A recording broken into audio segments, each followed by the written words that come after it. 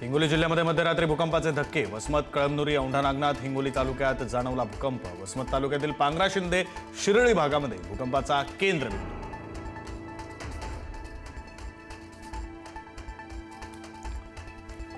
पिंपरी चिंचवडमधील मोशी कचरा डेपोजवळ 2 मजली इमारत कोसळली. 9 जणांना सुखरूप बाहेर काढण्यात बचाव पथकाला यश. तळमजल्यात अजून काही जण अडकल्याची भीती.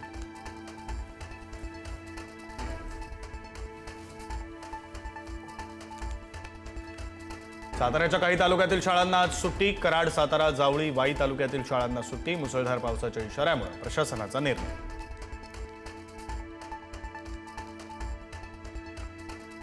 राज्यामध्ये आतापर्यंत पावसाचे 68 बळी. 1 जुलै ते 8 जुलै दरम्यान झाडं पडून, घरं पडून 68 बळी.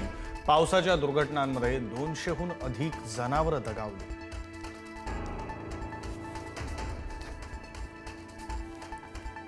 मुंबई पुणे मार्गावरील रेल्वे गाड्या आजही रद्द. डेक्कन क्वीन आणि इंटरसिटी एक्सप्रेस रद्द.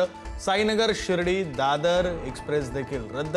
पावसामुळे दरड कोसळल्याच्या पार्श्वभूमीवर एक्सप्रेस रद्द.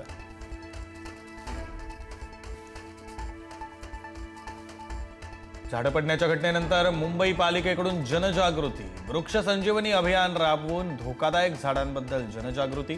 ठिकठिकाणी झाडांवर पोस्टर्स लावून जनजागृती.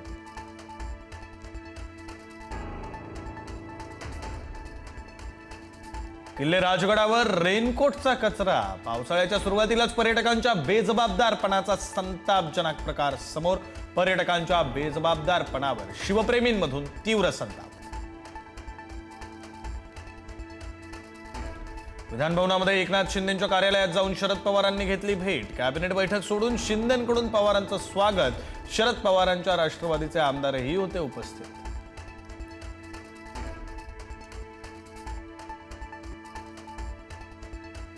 डान्सबार सुधारणा विधेयक विधानसभेमध्ये मंजूर. डान्सबार परवाना प्रक्रियेत होणार मोठे बदल. परफॉर्मन्स लायसन्सची पळवाट बंद करण्यासाठी सरकारचं मोठं पाऊल.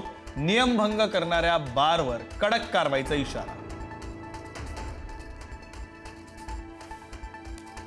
मराठवाड्यामध्ये जानेवारी ते जून 2026 या 6 महिन्यांमध्ये 465 शेतकरी आत्महत्या. 215 शेतकरी कुटुंब मदतीस पात्र. मात्र केवळ 108 कुटुंबांना आर्थिक मदत. मराठवाड्यामध्ये 1131 मागच्या वर्षी शेतकरी आत्महत्या. छत्रपती संभाजीनगरच्या सोयगावमध्ये भटक्या कुत्र्यांचा हल्ला. 3 वर्षीय चिमुरडीवर 10 ते 12 कुत्र्यांचा हल्ला.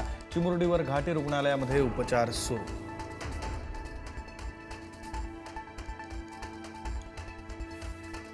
मुंबईतील प्रसिद्ध के रुस्तम आईस्क्रीमचा परवाना रद्द. तुकाराम मुंडेंच्या आदेशानंतर एफडीएची धडक कारवाई. दूध आणि दुग्धजन्य पदार्थांच्या तपासणीसाठी सुरू असलेल्या विशेष मोहिमेअंतर्गत कारवाई.